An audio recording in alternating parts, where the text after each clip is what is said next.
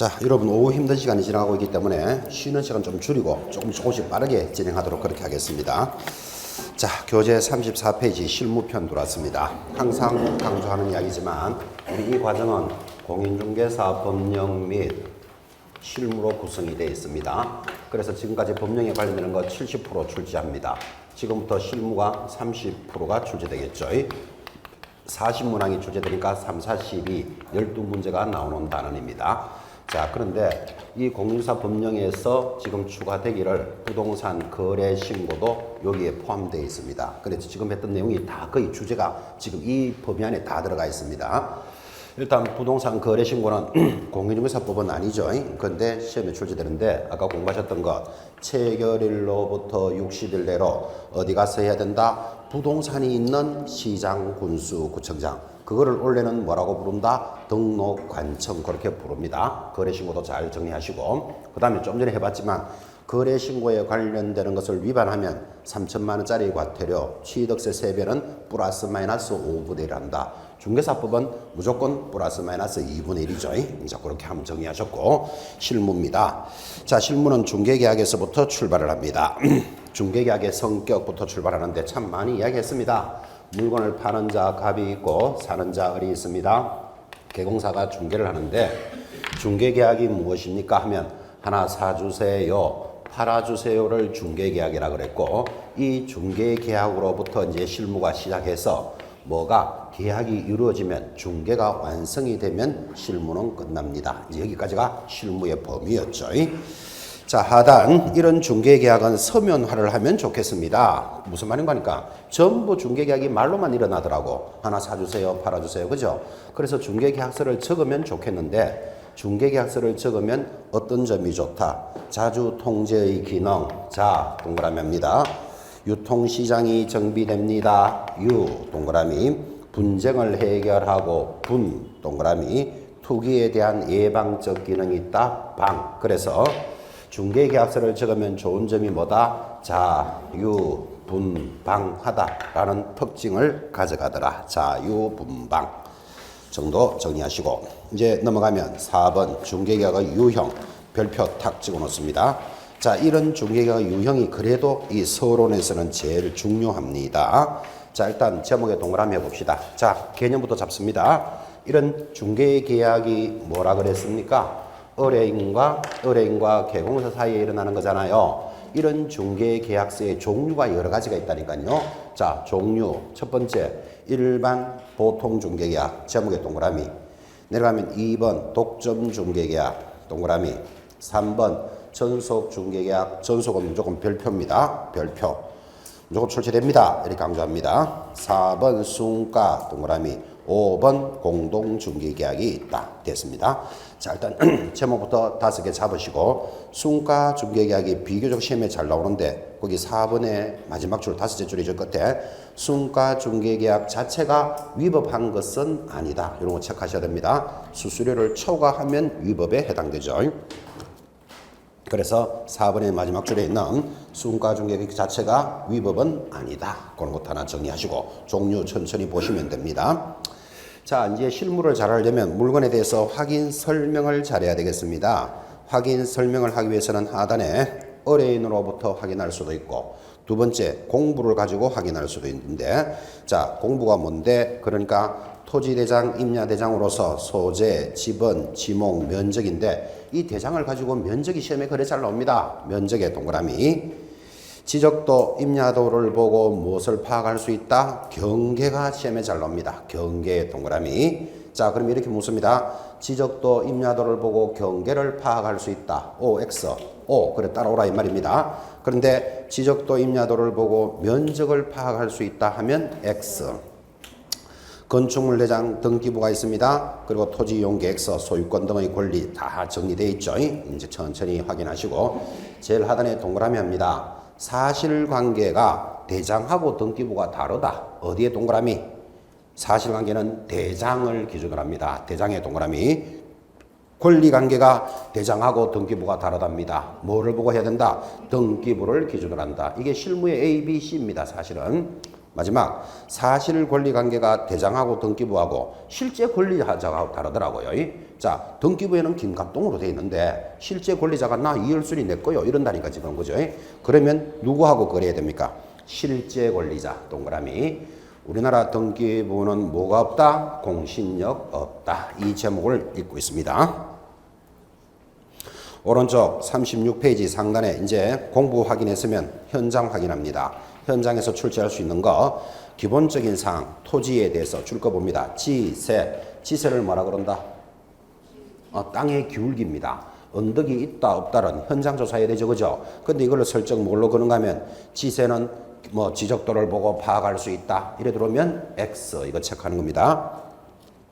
건물에 대해서 방향, 외관상 구조와 특징. 이거 상식적으로 딱 들어보니까 방향, 외관상 구조와 특징은 현장에 가봐야 되지. 건축물 대장을 딱 보고는 외관의 구조가 깨졌겠네, 금이 갔겠네 알 수 있는 거 아니죠, 그죠? 그래 현장 조사입니다. 특히 방향을 딱 뽑아가지고 방향은 주거용 이렇게 적습니다. 받아쓰기. 주거용은 주실을 기준으로 합니다. 주실이 뭡니까? 주되는 방을 기준으로 방향을 잡는다 이 말이에요. 여러분 주거용 뭐 대표적으로 아파트라고 잡고 아파트의 주되는 방이 뭡니까? 거실에서는 남향이다, 동향이다. 안방에서는 뭐 동향이다. 주실을 기준으로 합니다. 주되는 거. 그 다음에 기타 건축물. 뭐 기타 건축물은 상가, 뭐 공장 이런 거겠죠. 이런 것들의 방향은 뭐를 기준으로 한다? 출입구를 기준으로 한다. 이거는 확인 설명서에 나오는 거니까 방향에 대해서 기억해 놓으셔야 돼요. 출입구를 기준으로 남향이다, 동향이다를 계산합니다. 내라면 실제 권리관계의 별표입니다. 이 실제 권리관계가 뭔지를 모르는 분이 너무너무 많습니다. 이 자리에 계시는 분은 안 그렇겠죠. 특강을 듣는 분들은 그죠. 특강도 안 듣는 사람들이 모르니까 이제 걱정이라 지금 그죠. 그래 아는 사람 욕 좀 해야 되는데 있어야 욕을 하는데 사실은. 자, 지금 무슨 반응을 하는가 하면 실제 권리관계가 뭔지 모르는 사람이 있다니까요. 실제 권리관계는 여러분들이 이렇게 이야기합니다. 등기되지 않는 권리. 등기되지 않는 권리니까 현장에 가봐야 되잖아요, 지금. 대표적인 게 어떤 게 있습니까? 유치권, 점유권, 분묘기지권, 채석권, 특수지역권, 주택과 상가 임차권, 법정 부등 것 전부 다 실제 권리예요. 법률의 규정에 의한 거. 그죠? 자, 그러면 이런 실제 권리 관계는 등기가 안 되니까 뭐 해야 된다? 현장 확인해야 된다. 지금 그 이야기입니다. 미공시 중요시설물, 물건의 소유에 관한 사항, 정원수, 정원석 이런 것들은 뭐 한다? 공시가 안 돼 있어요. 장부에 안 나타나니까 이거 뭐 해야 된다? 현장 가야 된다. 자, 이렇게 현장을 확인하는 권리 중에서 가장 중요한 게 뭐가 나온다? 분묘기지권. 참 이야기도 많이 했습니다. 주목합니다. 분묘기지권이 무엇입니까? 하면 타인의 토지에, 갑이라는 사람 토지에 을이 무단으로 분묘를 사용하더라도 철거를 하지 않아도 되고 사용료 지료죠. 지료를 내지 않아도 되는 권리를 뭐라고 부른다? 분묘기지권 이렇게 부릅니다. 민법에서도 출제되고 우리 단원에서도 자주 나옵니다. 자, 타인의 토지에 설치된 분묘의 수호 봉제사를 목적으로 하는 일종의 지상권으로서 등기가 불효함으로써 등기가 필요하지 않음으로써 외부에서 인식할 수 없는 자 동그라미 평장 안 된다, 암장 안 된다, 가묘도 안 된다, 분묘라도 요 세 가지는 안 되는 거 시험에 잘 나오죠. 성립 조건 별표입니다. 세 가지. 자, 타인 토지의 소유자의 성낙을 얻어서 분묘를 설치했다. 성낙 동그라미. 2번 바로 밑에 줄에 성낙 없이 동그라미. 성낙 없이 분묘를 설치한 경우에는 20년 동안 평온공연하게 기지를 점유함으로써 취득합니다. 성낙 없이 동그라미. 3번 자기 소유 토지에 분묘를 설치한 후 분묘에 관해 별도의 특약 없이도 줄 닦아놓고 별도의 특약 없이 토지만을 처분하면 성립한다. 자, 그럼 이 지문을 딱 듣는 순간 여러분들은 분묘가 있는 토지를 사거나 중개를 할 것 같으면 별도의 특약을 해야 된다, 안 해야 된다? 해야 된다. 없이 하면 성립하니까. 그럼 성립하면 철거도 못하고 사용료도 못 받는다 그랬잖아요. 자, 그래서 성립 조건 세 가지 그대로 간단하게 들어오죠. 첫째, 성낙이 있으면 성립한다. 성낙이 없었더라도 20년 동안 공연하고 평온하면 성립한다. 그 다음에 별도의 특약 없이 거래하면 성립한다. 됐죠? 그래서 세 가지 성립 조건입니다. 자, 성립이 되면 범위는 어디까지 봐준다? 아주 내용이 잘 되어 있죠. 분묘의 수호와 제사에 필요한 범위 내에서 기지주의의 동그라미 공지를 포함한다. 그러니까 여러분 분묘는 분묘만 있는 면적만 인정한다. 그러면 틀려요. 주위의 공지를 포함한다. 그때 사성은 어떻게 됩니까? 하고 물으니까 사성이 조성되어 있다 해서 반드시 그 부분을 포함한 지역까지 분묘 기지권이 미치는 것은 아니다. 그죠? 그럼 이게 무슨 말입니까? 지금 말이. 사성은 인정을 할 수도 있고 안 할 수도 있다. 이렇게 따라 붙어야 된다고요. 사성은 뭔가 하면 여러분 분묘가 있으면 뒤에 바늘형의 바람막이 같은 언덕이 있는 걸 본 적 있습니까? 분묘가 이러고 있으면 삥 둘러싸여 있는 거 있다니까요. 그걸 사성이라고 부르는데 사성까지 인정해 준다 안 해준다. 할 수도 있고 안 할 수도 있다. 이 말이에요. 반드시 인정되는 것은 아니다. 가깝게 있으면 인정해 준다고 멀리 있으면 안 되고. 그렇죠? 한계, 기존의 분묘 외에 새로운 분묘를 신설할 권능은 없다. 그죠? 문명감의 쌍분이나 단분, 합장 이런 거 된다 안 된다? 안 됩니다. 단 분묘 기지권의 범위 내에서 이상은 가능하다. 이것도 이런 이야기입니다. 계속 뭐 판례가 만들어지는데 자 여기에 분묘 기지권이 설정되어 있는 타인의 토지에 있는 분묘들이 있었습니다. 그런데 여러분 잘 알다시피 뭐 홍수가 나거나 하면 이쪽이 좀 위험할 수 있겠죠. 그래서 요거를 분묘 기지권이 설정되어 있는 범위 내에서 요렇게 옮기는 거 이거 인정해 준다 안 해준다? 해준다. 분묘 기지권이 설정된 범위 내에서. 그죠? 존속기간. 자 타인의 토지에 있는 거 이거 몇 년 동안 인정해 줍니까? 원칙은 당사자 약정. 그런데 예외적으로 권리자가 분묘의 수호와 봉사를 계속하고 있는 동안에는 영원히 인정해 준다. 당사자들이 약정이 있다면 약정이 따르고 약정이 없으면 영원히 인정해 줍니다. 그럼 제가 한번 물어봅시다. 여러분이 타인의 토지에 있는 을이라면 자, 이 분묘 기지권이 이제 성립이 됐습니다. 세 가지. 그러면 몇 년까지 있을래요? 하고 갑이 건물 주인이 물으면 여러분은 뭐라고 대답할래요? 여러분이 을이라면 윗전하고 있잖아요. 영원히 가고 싶다. 이렇게 이야기 하잖아요. 그러니까 서로 합의가 잘 된다, 안 된다? 안 되겠지. 근데 약정이 있으면 약정에 따르면 되고, 100년 뒤에 철거하자. 그러면 그죠? 약정이 없다면 뭐, 봉제사를 하는 동안에는 영원히 인정해준다. 됐습니까? 내려가서 지료, 약정으로 정한다. 단, 시효 취득하는 경우에는 지료를 지급할 필요가 없다. 지료 땅 사용료는 약정인데, 여기 한번 보십시오. 성낙을 받으면 성립하죠? 이때 지료가 있다, 없다? 지료 없다. 그지? 당사자 약정으로. 당사자가 성낙해도 좋다. 그랬는데 뭐. 그 다음, 성낙이 없었더라도 20년 동안 공연 평온한 것은 그 적어놨잖아요. 시효 취득하는 경우에는 지료는 없다. 맞죠? 그죠? 그런데 특약 없이 거래하면 성립한다 그랬죠. 요거는 약정에 따라서 지료를 받을 수가 있는 거라. 그죠? 그래서 요거 조심해서 하나 딱 잡으셔야 돼요. 그래서 성낙이 없이 시효 취득한 것은 없다. 성낙 받았을 때는 당연히 없고 해도 좋다고 인정받았는데 지금. 그죠? 그래서 특약 없이 거래한 것에 대해서는 약정지료를 구할 수도 있다. 37페이지 장사 등에 관한 법률이 들어왔습니다. 장사에 관한 법률 설치 절차 며칠 내로 한다? 30일 내로. 시장 군수구청장에게 신고합니다. 그런데 옆에 보시면 가족, 종중, 문중, 법인 묘지는 규모가 좀 크겠죠. 크니까 요거는 무슨 대상이다? 허가. 그 허가의 동그라미. 이거 막 동그라미 하지 말고 개인 묘지 정도는 신고하면 되는데 그거보다 큰 것들은 허가 받는다. 한기의 면적. 자, 이 면적이 중요합니다. 개인 묘지는 얼마를 30제곱을 초과할 수 없다. 이게 10평입니다. 그런데 가족, 종중, 문중, 법인 묘지에는 얼마를 이게 시험이 더 잘 나와요. 10제곱미터를 초과할 수 없다. 이게 3평이죠. 부부가 합장을 할 때는 얼마를 초과할 수 없다? 15제곱을 초과할 수 없습니다. 설치 면적 개인은 얼마? 30제곱미터 이하. 자, 가족은요 100. 이거 숫자 기억하셔야 돼요. 시험 잘 나오기 때문에. 종중, 문중은 얼마? 1000 이하. 법인은 10만 제곱미터 이상입니다. 거기는 또 희한하게도 이상이 탁 붙어 있습니다. 나머지 것들은 다 이하인데 이상. 설치기간 원칙은 공설묘지 및 살설묘지에 설치된 분묘의 설치기간은 몇 년으로 본다? 15년으로 본다. 15년의 동그라미. 그런데 3번은 연장할 수 있다. 3번 연장하면 최장 몇 년까지 두겠습니까? 60년이죠. 한번 설치할 때 15년, 3번 연장하니까. 장사법상의 주의사항입니다. 자, 분묘 기지권의 연장권자는 시도지사나 시장, 군수구청장, 뭐 단축 그 정도는 뭐 읽으시면 되겠는데 또 실무적으로 잘 나와요.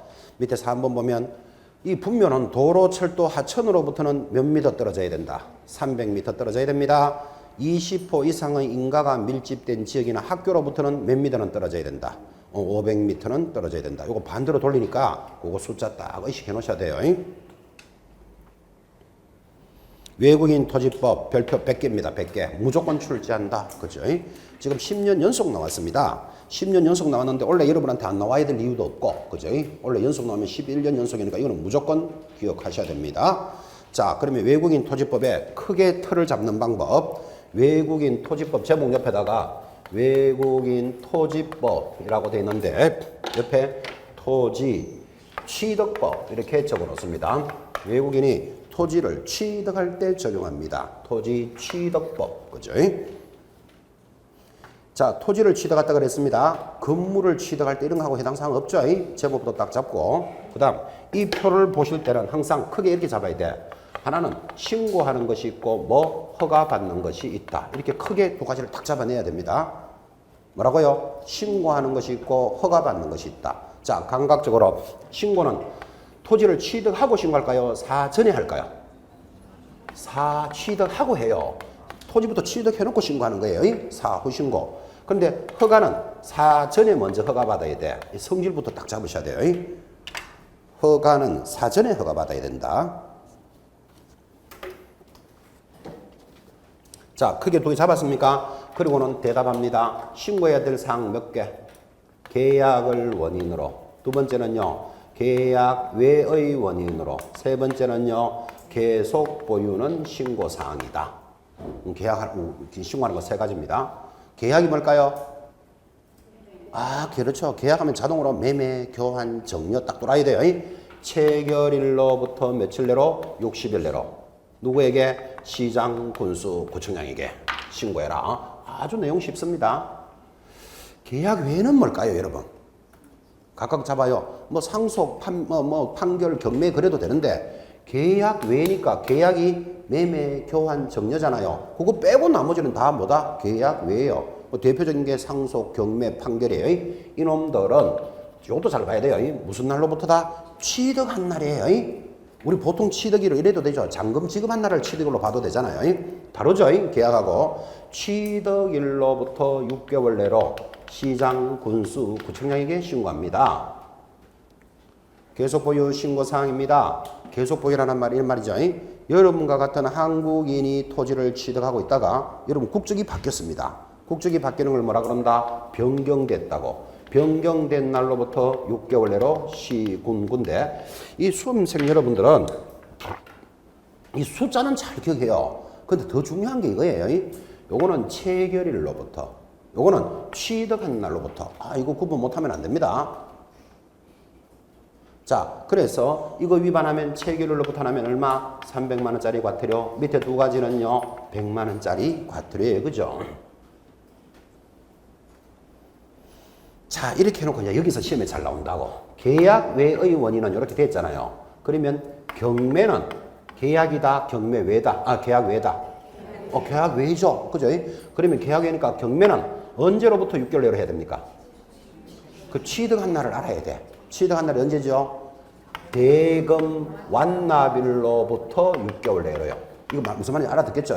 그리고 이 개념을 잡으셔야 된다니까요. 특별히 여기서는 경매가 잘 나온다.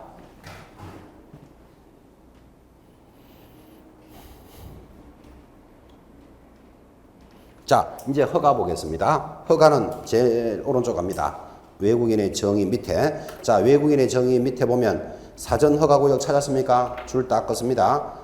군사 문화는 자연환경을 보호한다. 그래서 허가받는 지역 제목 군사 문화는 자연환경을 뭐한다? 보호한다. 군사시설 문화재 보호구역 자연환경보존법에 따른 야생동식물 보호구역. 그래서 군사 문화는 자연환경을 보호한다. 제목으로 기억하라 그랬습니다. 이런 군사 문화는 자연환경을 보호한다 지역에는 15일 내로 시장, 군수, 구청장에게 허가를 받아야 한다. 근데 허가 없이 거래하면 그 자체가 뭐다? 무효. 아주 이것도 중요합니다. 허가 받지 않고 거래하면 어떻게 된다? 무효일 뿐만 아니라 2년 이하의 징역 2천만 원 벌금 사유입니다.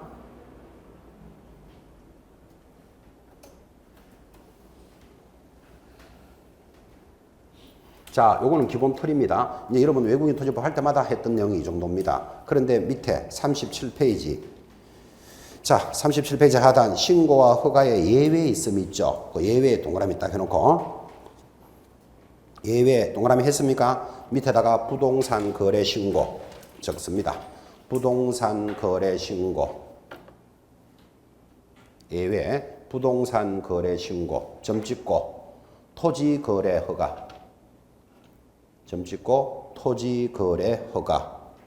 우리는 그거를 뭐라 그런다? 예외 사항이다. 그런다니까요. 자, 이런 이야기를 하고 있는 것 같습니다. 지금 계약을 원인으로 60일 내로 시장 우승자한테 신고해야 된다 그랬죠. 그런데 외국인이 토지를 탁 취득하면 그죠? 우리나라 법에 뭐가 있다? 부동산 거래 신고제가 있습니다.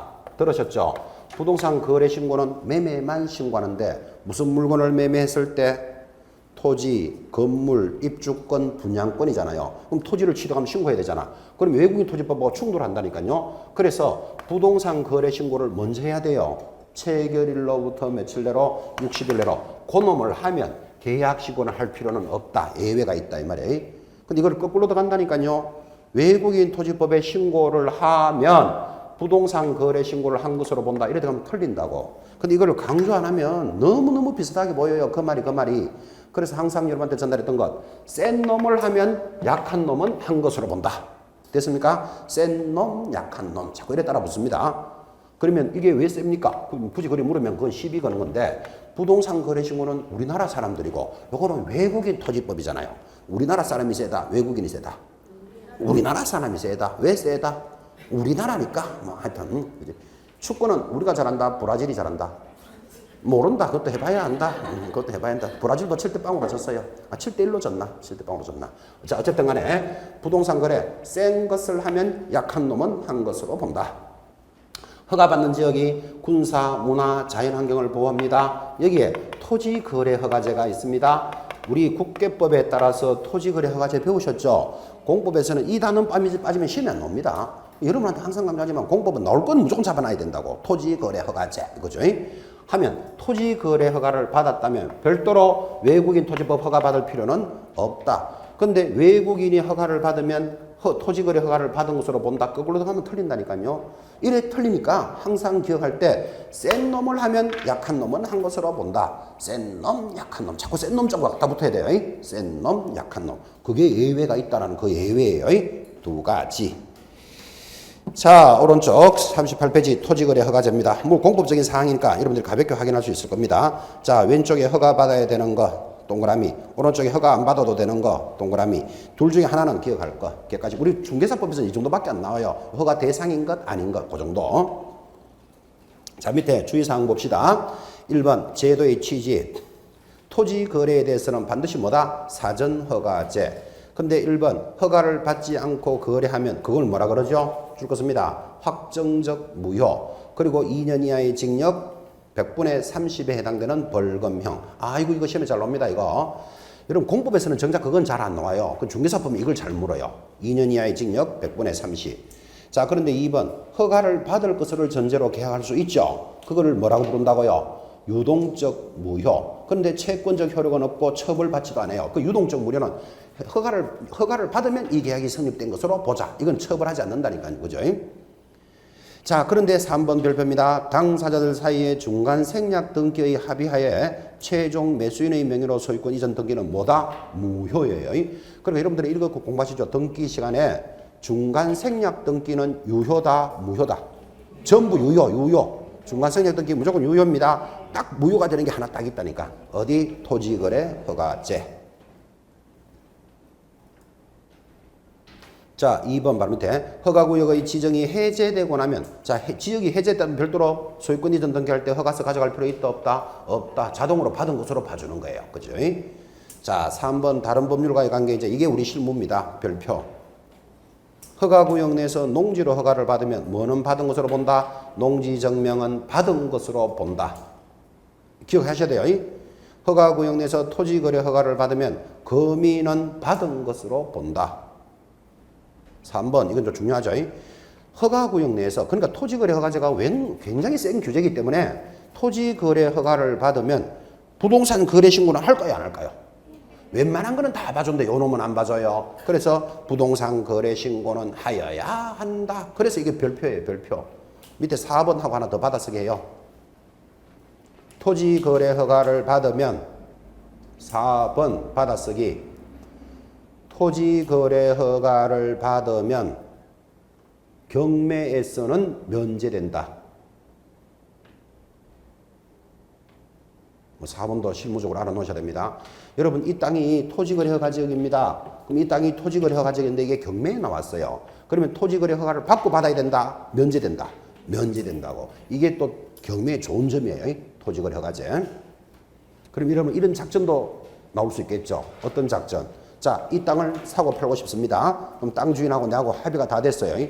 그런데 여기가 토지거래 허가지역이다. 그런데 국가가 허가를 안 해줍니다. 어떤 사연으로. 딱 들어보니까 두 사람이 부동산 투기할 사람들 같거든. 그죠? 그러면 토지거래 허가를 못 받으면 사고 팔지 못하잖아요. 근데 이 땅을 어디로 넘기면? 경매로 넘기면 토지거래 허가 받을 필요 있다 없다? 없는 거예요. 말도 안 되는 작전이겠지만 땅 주인하고 제하고, 그죠?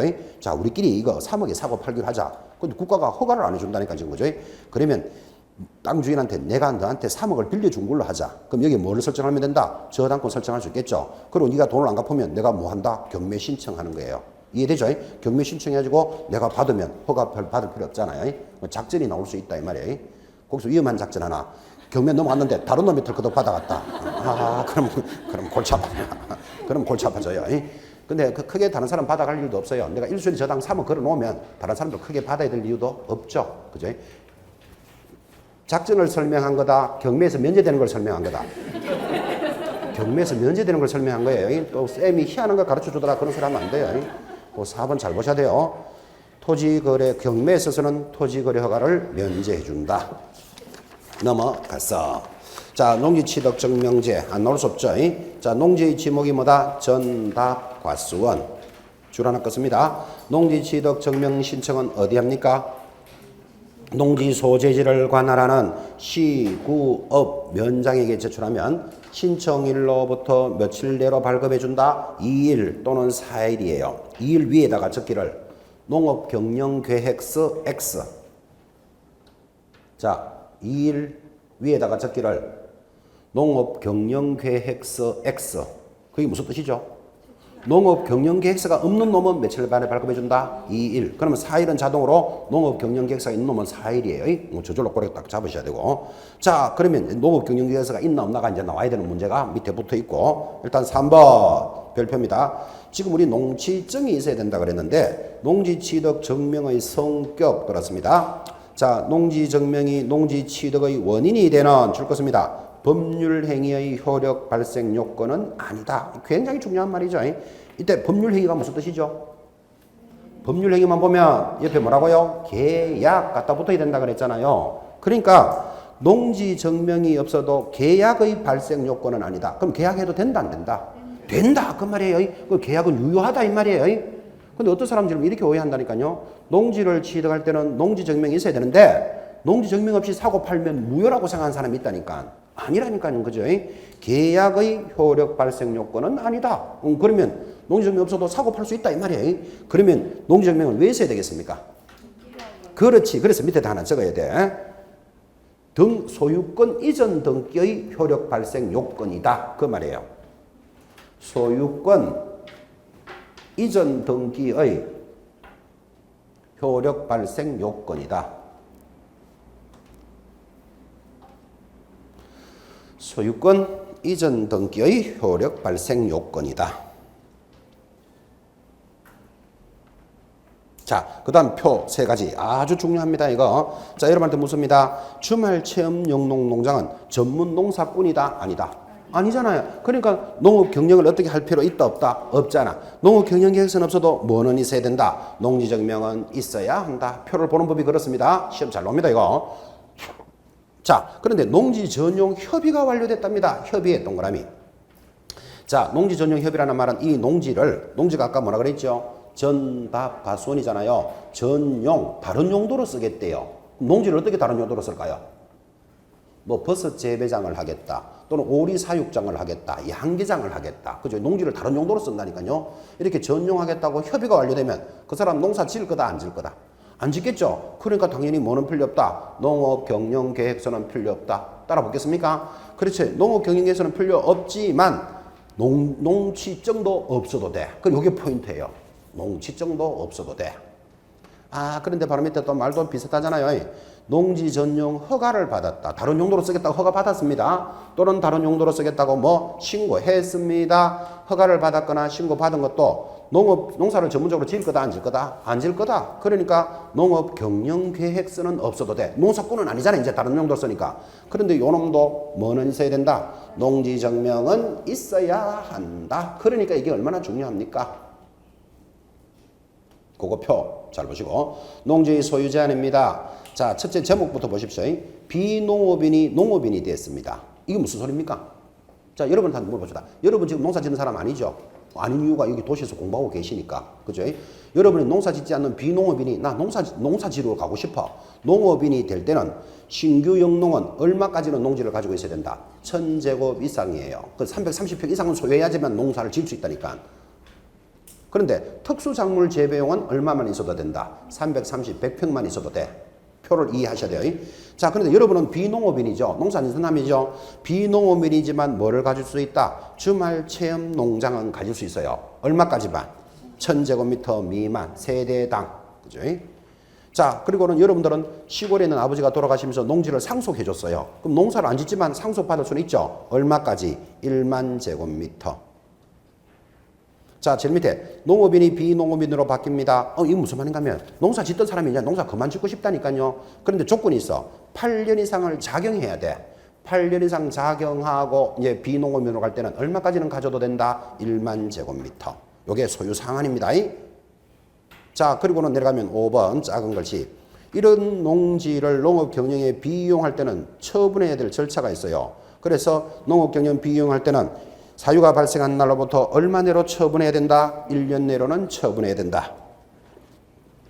2번 처분명령. 처분 의무기간 내에 처분하지 아니한 농지에 대해서는 얼마 만에 처분해야 된다? 6개월 내로 처분할 의무가 있다. 그런데 6개월 내로 처분할 의무가 있는데 안 하면 어떻게 된다? 라번에 보면 최초 명령 미행문 매년 있은 날을 기준으로 이때까지 매년 얼마씩 부과한다? 100분의 20의 이행강제금이 부과됩니다. 요거 여러분들 시험 이렇게 나오면 그 잡아내겠어요? 6개월마다 100분의 20의 이행강제금을 부과한다. OX.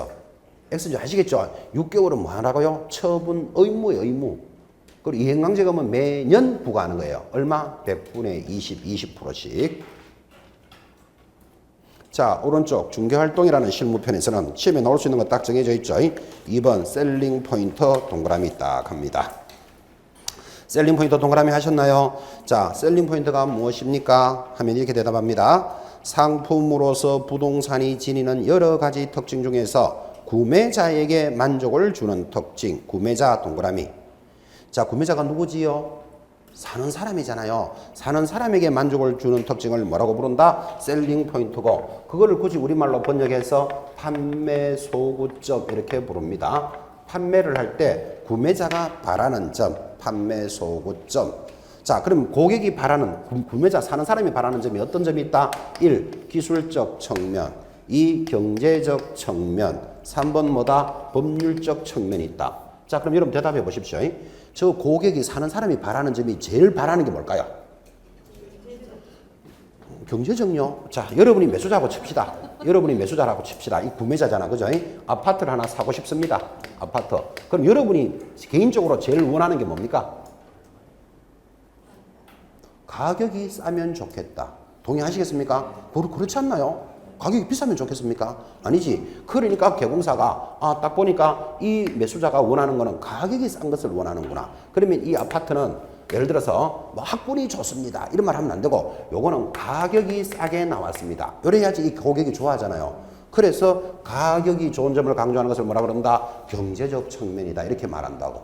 됐습니까? 근데 경제적 측면만 중요한 거 아닙니다. 자, 이 아파트는 그죠? 가격에 비해서 뭐 엘리베이터라든지 시설물이 아주 고급이에요. 그지? 어떤 사람은 시설이 고급스러운 거 좋아하는 사람이 있습니다. 그러면 이 아파트는 화장실이 이태리 대리석으로 전부 준비되어 있다. 그죠?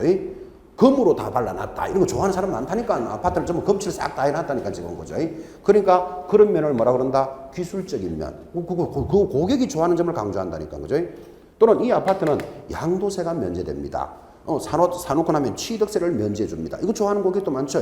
양도세, 취득세를 뭐라 그런다? 법률적인 측면. 되겠습니까? 그래서 그 개념을 딱 잡으셔야 돼요. 자, 그러면서 여러분께 이렇게 들어옵니다.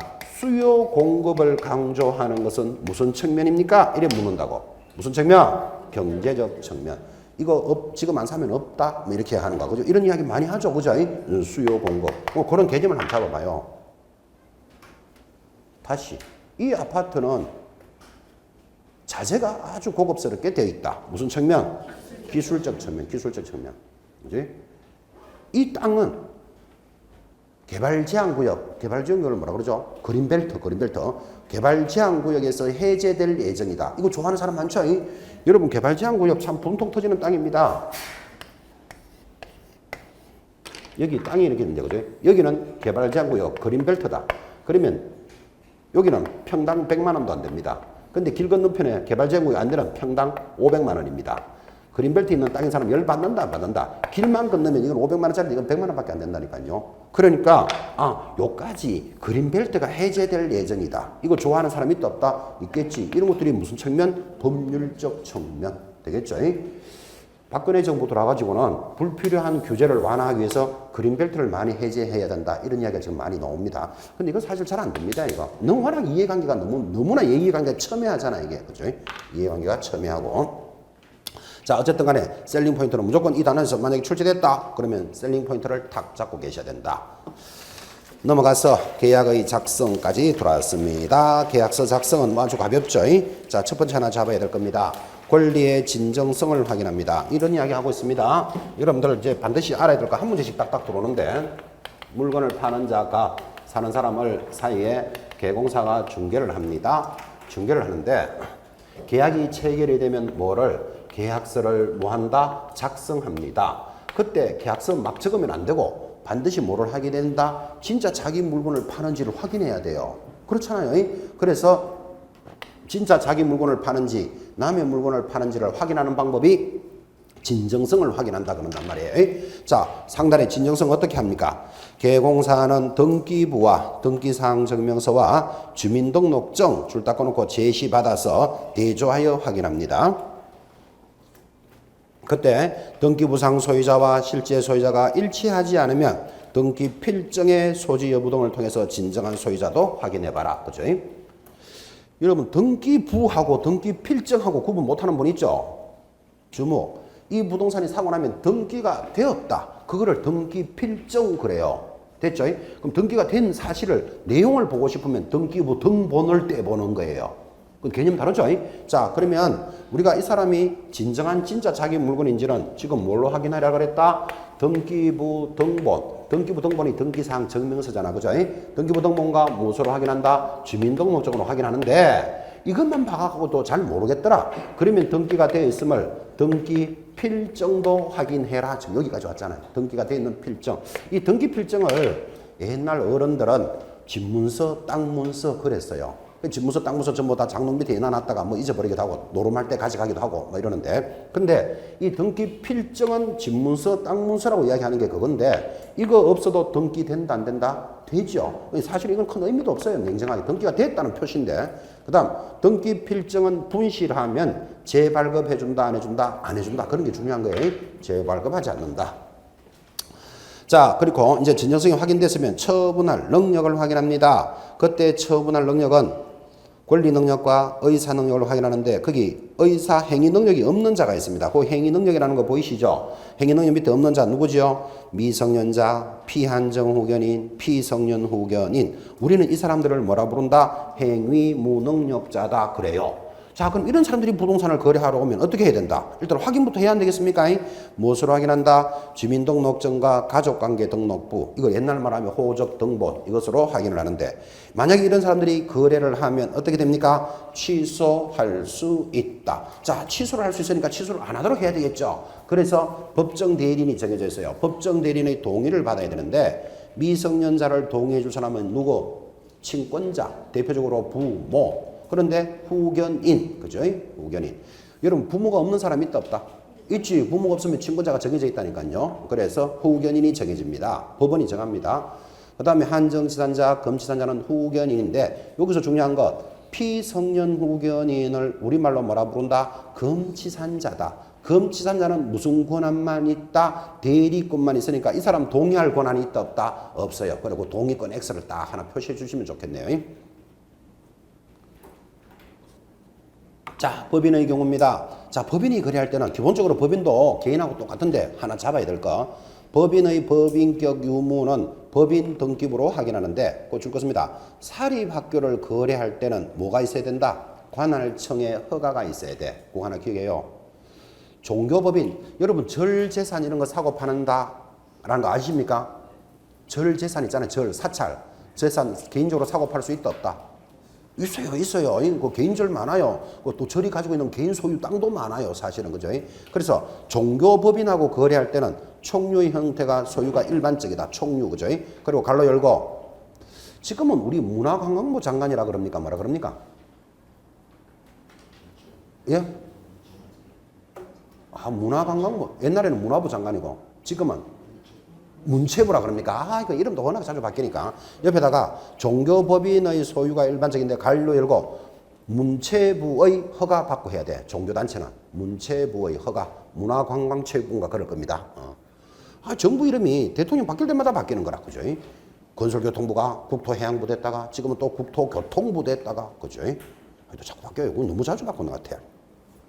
얼마 전에 또 행정안전부, 행정자치안전부. 그 행정자치안전부 하다가 또 세월로 넘어가는 바람에 그 안전이 먼저다. 행정안전자치부 또 이래 바뀌었어요. 그거.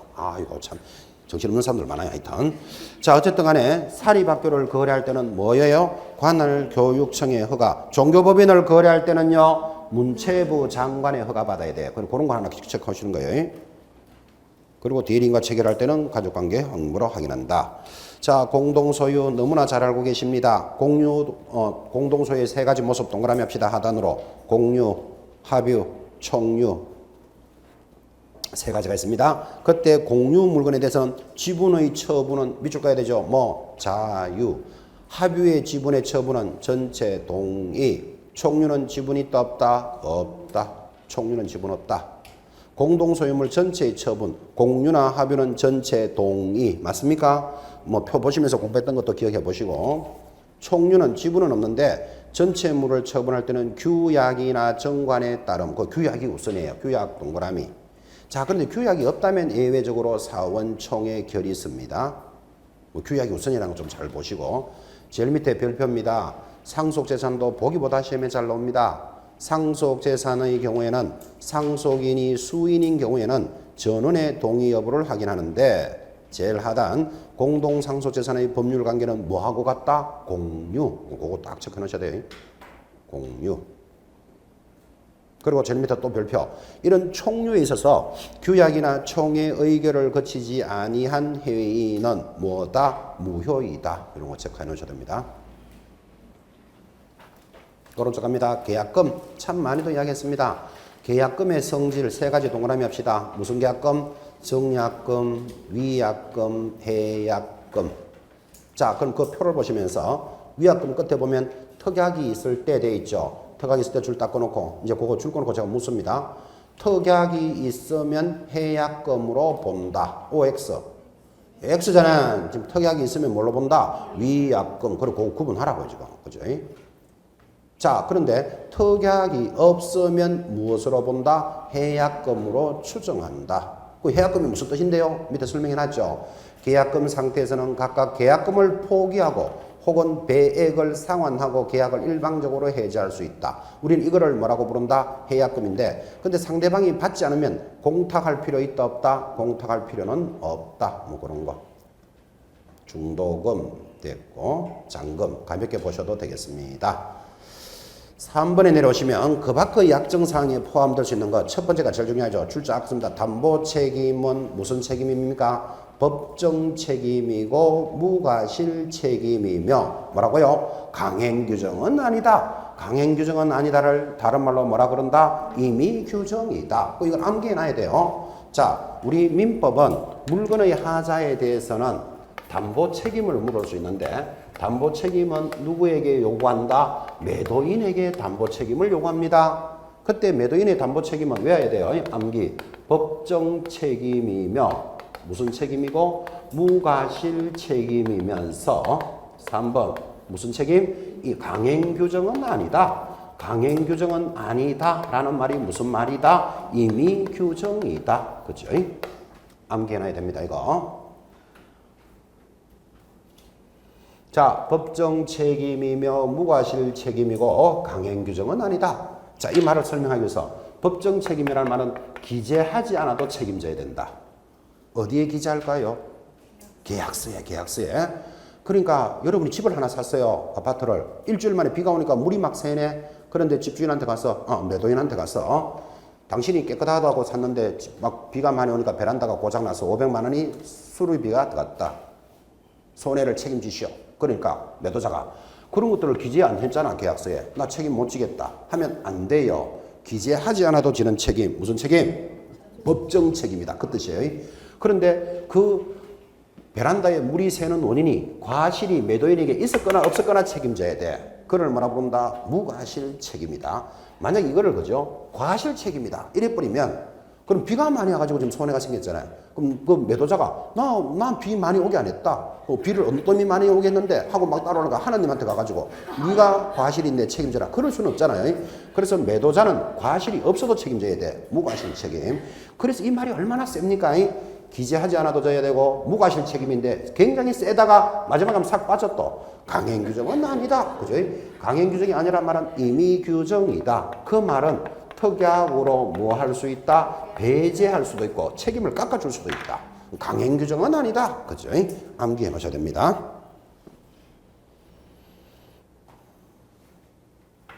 그리고 제일 하단 거래계약서에 관련되는 주의사항으로서 1번 거래계약서에 인지를 첨부하는 것은 효력 발생과는 무관하다. 그죠? 필요적 기재사항이 누락되었더라도 효력 발생과는 무관하다. 당연한 얘기입니다. 또는 제일 밑에 서명 날인이 없더라도 계약의 효력과는 무관하다. 동의하시겠습니까? 거기까지 정리하셨습니다. 자, 넘어가면 검인 신청 파트로 해서 마무리 시간에 들어옵니다.